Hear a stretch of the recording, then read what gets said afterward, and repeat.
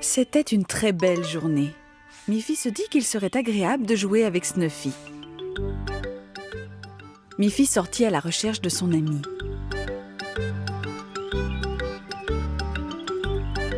Elle l'appela par son nom. « Snuffy! Snuffy! Où es-tu » Elle la chercha devant la maison.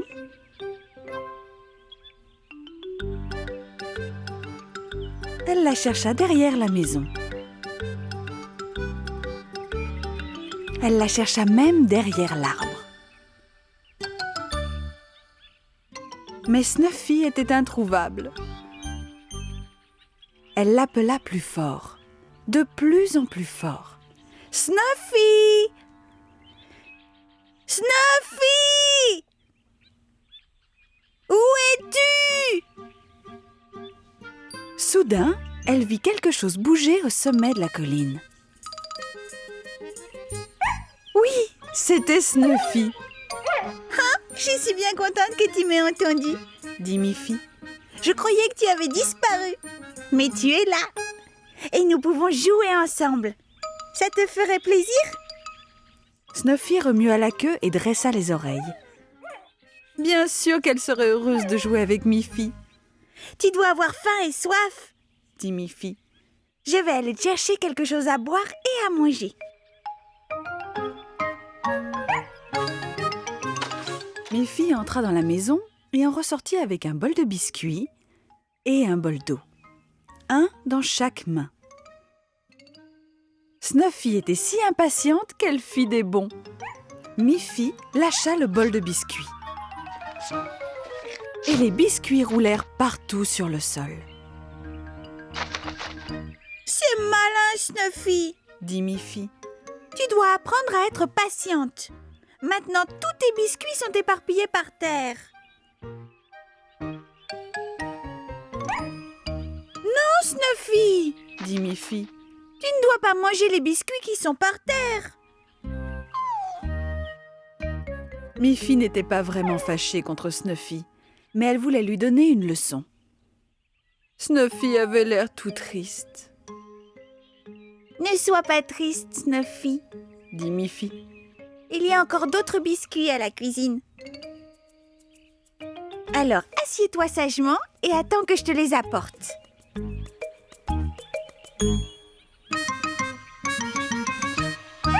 Non, Snuffy, dit Miffy. Tu dois apprendre à être patiente. Alors, assieds-toi et attends. Snuffy décida de suivre Miffy dans la maison. J'ai dit non, dit Miffy. Tu dois rester assise et attendre dehors. Lorsque Miffy revint avec un nouveau bol de biscuits, Snuffy se remit à sauter en aboyant joyeusement. Non, Snuffy, dit Miffy. Cette fois, tu dois rester assise et patienter. Snuffy s'assit, patienta. Alors Miffy lui donna son nouveau bol de biscuits.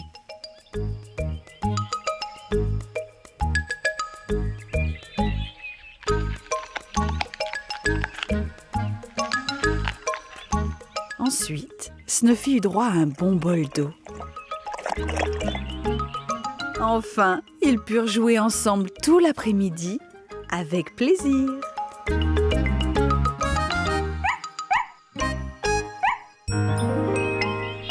C'était l'anniversaire de Miffy. Sa maman avait fait un merveilleux gâteau au chocolat. Elle avait décoré la table avec des chapeaux en papier et des serviettes colorées. Elle avait aussi suspendu toutes sortes de décorations d'anniversaire à travers la petite maison. Il était déjà midi et personne n'était encore arrivé. Miffy se demanda si quelqu'un allait venir à sa fête. Elle regarda par la fenêtre, mais il n'y avait personne à l'horizon.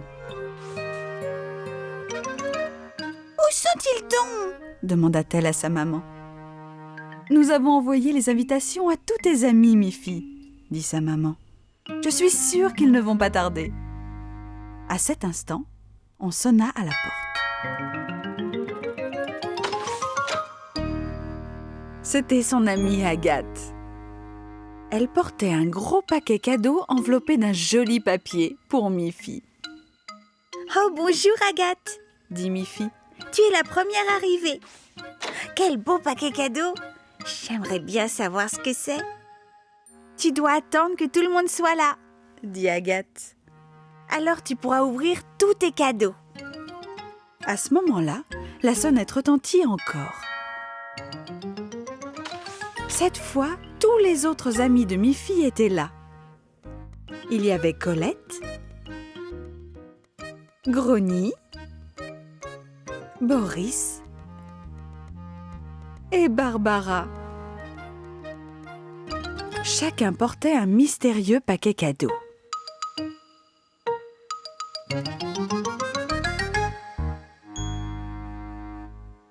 Avant d'ouvrir tous ces cadeaux, mangeons le gâteau d'anniversaire avec la crème glacée, dit Maman Pompon. Tout le monde accepta. Miffy se demanda ce que pouvaient contenir tous ces jolis paquets. Quand ils eurent fini de manger les bonbons, le gâteau et la crème glacée, Agathe déclara: « Maintenant, tu peux ouvrir mon cadeau en premier. » Miffy ouvrit rapidement le paquet. C'était un très beau livre et aussi une planche de bois. « Ce livre est magnifique, » dit Miffy. « Mais à quoi peut me servir la planche ?»« Tu vas le savoir, Miffy, » dit Agathe. Colette dit alors: « Tu peux maintenant ouvrir nos cadeaux de la part de Grogny et moi. » Miffy fut surprise de trouver 2 autres livres et 2 autres planches de bois. Le cadeau de Barbara, c'était aussi un livre et 2 planches. « C'est vraiment très drôle, » dit Miffy. « Je peux lire tous les livres, mais qu'est-ce que je vais faire de toutes ces planches ?»« Eh bien, tu n'as qu'à ouvrir mon cadeau, » dit Boris. « Et alors, tu comprendras. » Le cadeau de Boris n'était qu'une enveloppe. Mais quand Miffy l'ouvrit, elle comprit l'astuce. À l'intérieur, il y avait un plan de montage pour une étagère. « Nous allons tous t'aider à la monter, » dit Boris.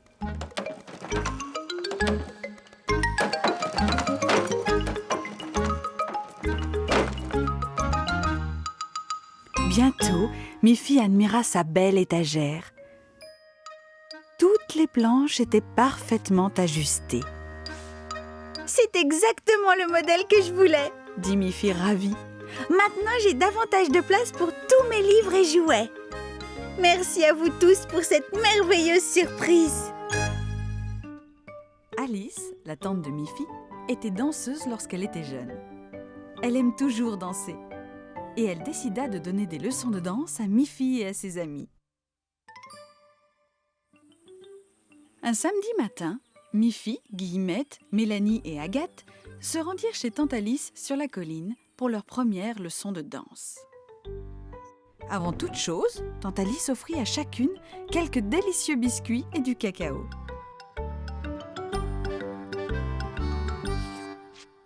Puis, vêtues de leur tenue de danse, elles étaient prêtes à commencer. « Danser paraît facile, » dit Tante Alice. Mais, en réalité, cela demande de gros efforts. Vous devez beaucoup travailler pour apprendre les vrais pas de danse. Tout d'abord, je vais vous montrer ce qu'il faut faire.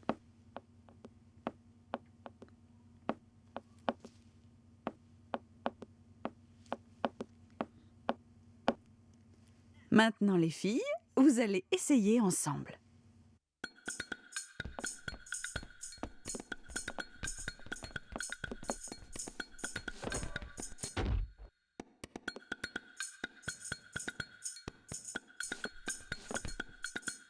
C'était vraiment difficile. Mais quand Tante Alice se mit au piano, le rythme guida leurs pas.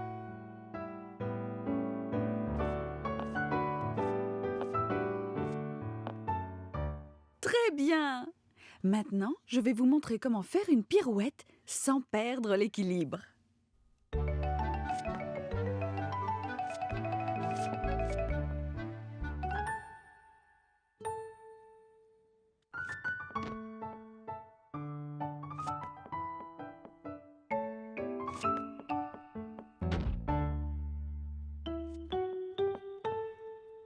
Vous vous sentirez parfois découragée, dit tante Alice.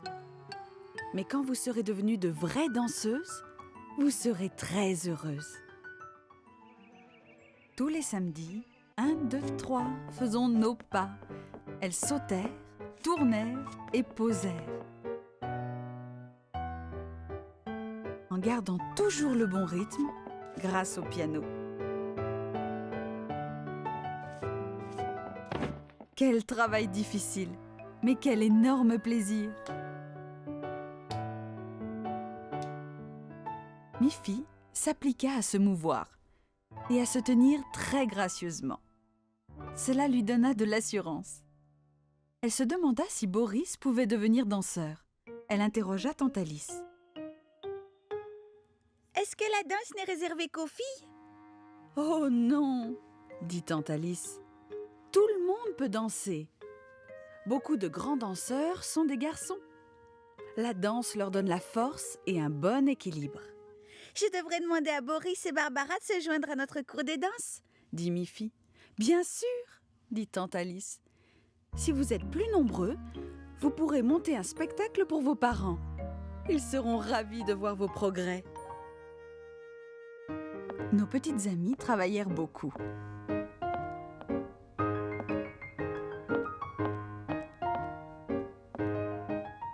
Miffy se demanda. Est-ce que Boris aimerait devenir danseur ? Un jour, en rendant visite à Boris, Miffy eut la grande surprise de découvrir que Boris était déjà un danseur.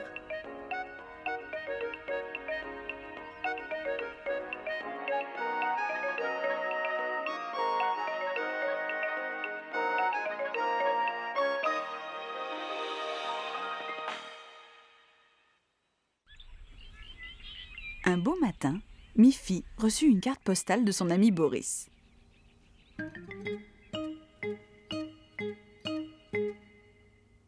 Boris vivait dans un chalet qu'il avait construit tout seul, en plein milieu de la forêt.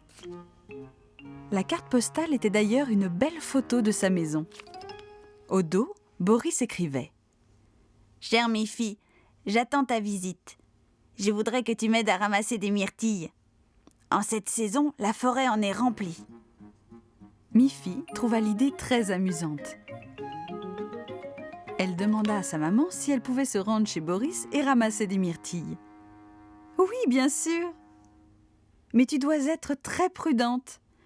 Ne quitte surtout pas le chemin pour ne pas te perdre. » « Ah, ne t'inquiète pas, maman. Je connais très bien l'endroit. » Sa maman lui dit « Je vais préparer un panier de sandwich. Ainsi, Boris et toi, vous pourrez faire un bon pique-nique qui accompagnera les myrtilles. »« Sois prudente !» lui répéta sa maman en lui disant au revoir de la main.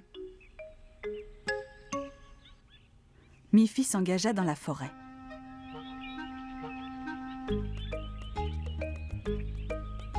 Elle entendait les oiseaux chanter.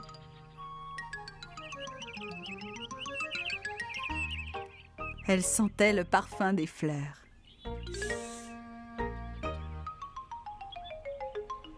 Elle vit de superbes papillons de couleur voltant de ci, de là. La forêt était pleine de merveilles, à voir,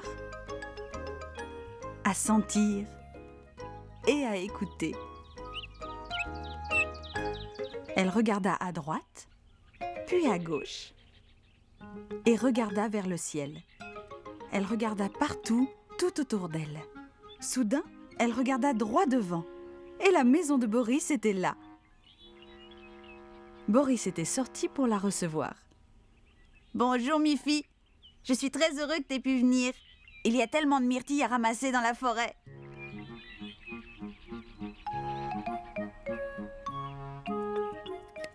Ils ramassèrent et ramassèrent encore. Leurs paniers furent très vite remplis de myrtilles bien fraîches et bien mûres. Leur estomac aussi était plein de myrtilles fraîches et mûres et de sandwichs.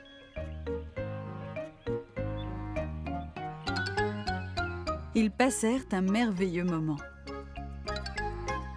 Bientôt, le soleil se coucha. « Oh !» dit Miffy. « Il est temps de rentrer chez moi. »« Tu crois que tu retrouveras le chemin ?» demanda Boris. Il était un peu inquiet que Miffy ne se perde. « Ne te fais pas de soucis, Boris. Je connais bien le chemin. » dit Miffy. Elle se mit en route avec son panier plein de myrtilles. Mais il commençait à faire sombre, de plus en plus sombre. Miffy regarda à gauche, regarda à droite, mais tous les arbres se ressemblaient. « J'ai très peur. Je crois bien que je me suis perdue, » dit Miffy. « Pas du tout, » dit Boris. « Tu n'es pas perdue. Je vais te montrer le bon chemin. » Miffy était bien contente que Boris les suivît sur le chemin du retour. Il l'accompagna tout le long du chemin jusqu'à l'orée de la forêt. « Nous y voilà, » dit Boris. « Ta maison n'est plus très loin. Tu vas pouvoir rentrer toute seule sans problème. » Miffy quitta Boris sur un au revoir et pensa « J'ai beaucoup de chance d'avoir un ami si prévenant. »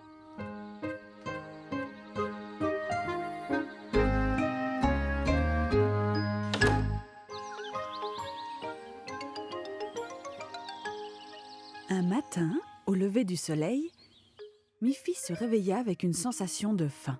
« Je mangerai bien quelques bonnes carottes bien croquantes pour le petit déjeuner, » dit-elle.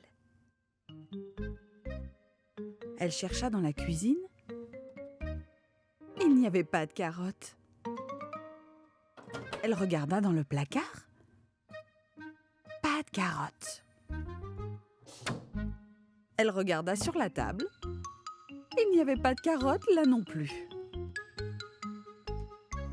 Oh là là !» dit Miffy. « Quand on a une envie de carottes, rien d'autre ne peut les remplacer. » Miffy commençait à avoir très faim. À cet instant, on sonna à la porte. Miffy ouvrit la porte et se trouva en face de son amie Colette. « Entre, Colette, » dit Miffy. « J'aimerais bien t'offrir un bon petit déjeuner, mais je n'ai pas une seule carotte. »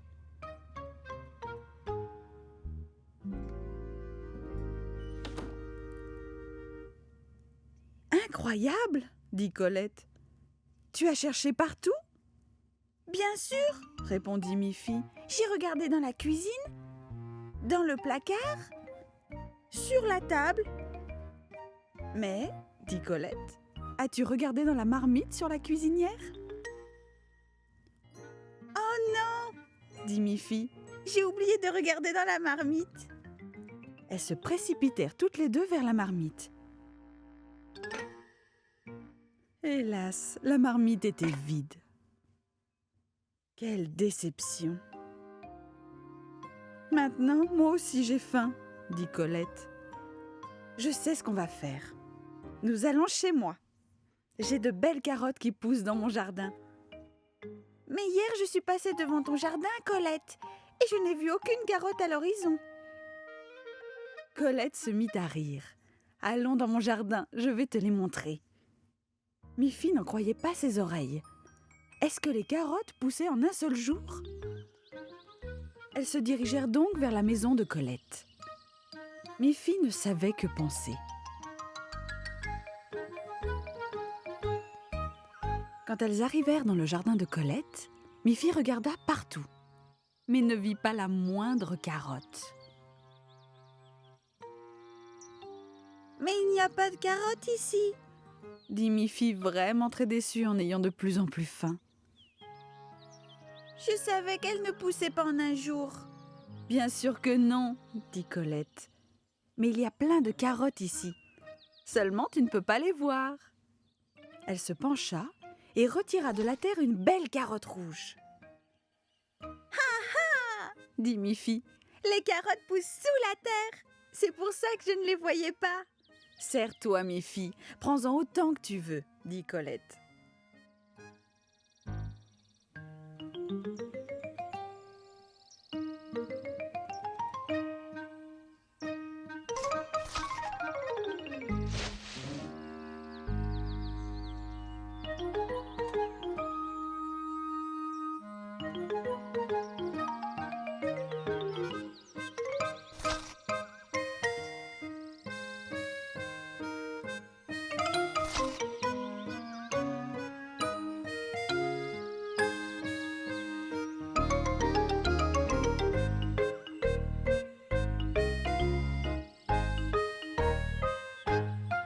la cueillette fut terminée, elles s'en retournèrent chez Miffy avant de croquer comme petit déjeuner leurs belles carottes.